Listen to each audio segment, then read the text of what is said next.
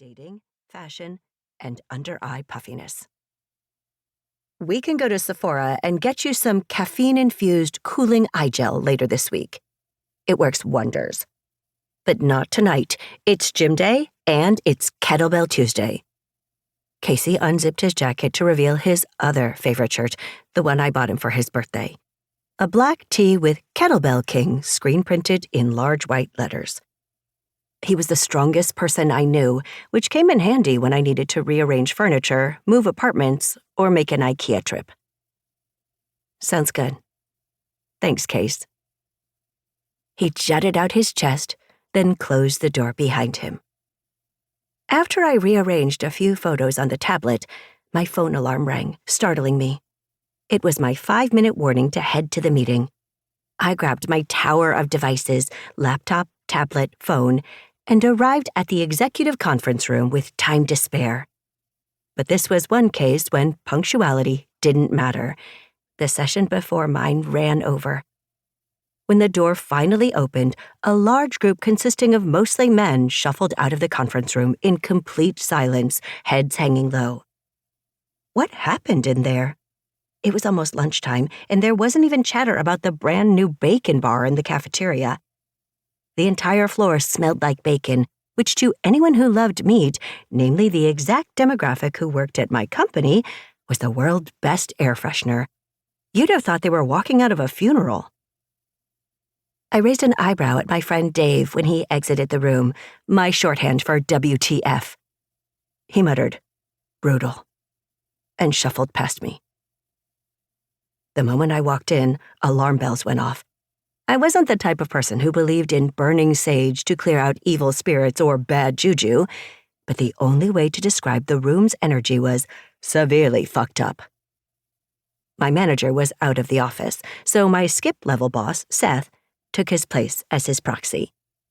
He and I sat across from the Color Wheel Communications founders, Marcus and Bryce, both of whom were speed typing on their laptop keyboards, side by side, virtually in sync. Bryce was faster. Marcus hit the keys harder. Neither of them welcomed Seth or me, or even bothered to look up when we plunked down in the squeaky boardroom chairs. I flipped the projector's power switch, connected it to the tablet, and waited for my first image to appear on the white wall. Noting the lack of engagement in the room, I resigned myself to flipping through features quickly and then, if needed, diving into the numbers in the appendix. That was assuming the meeting would even start. They still hadn't looked at me.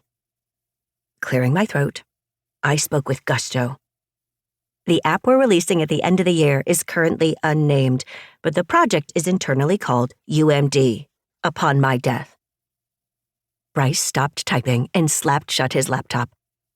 Marcus continued to look at his screen, but had at least stopped pounding the keys. Seth nodded at me, his glasses sliding down his nose. Go on, while they're paying attention. I jumped straight into the product description. Upon My Death allows users to send messages to anyone they want after they pass. It sounds a bit morbid, but we're seeing a ton of social media activity about the critical need for individuals to own their narrative before they die. Early research suggests that controlling the conversation has strong appeal in a wide range of ages.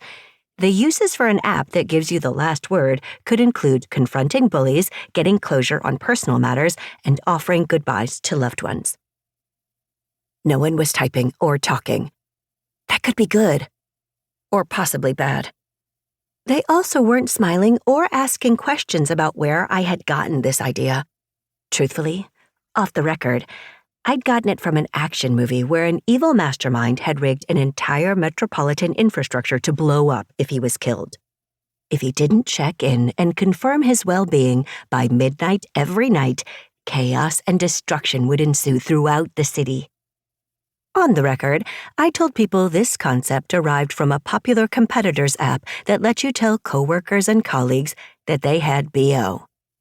It ranked number 5 in the Apple App Store, and it held the number 1 spot for many months. My idea was so much better. The ongoing silence creeped me out. I moved on to their favorite topic.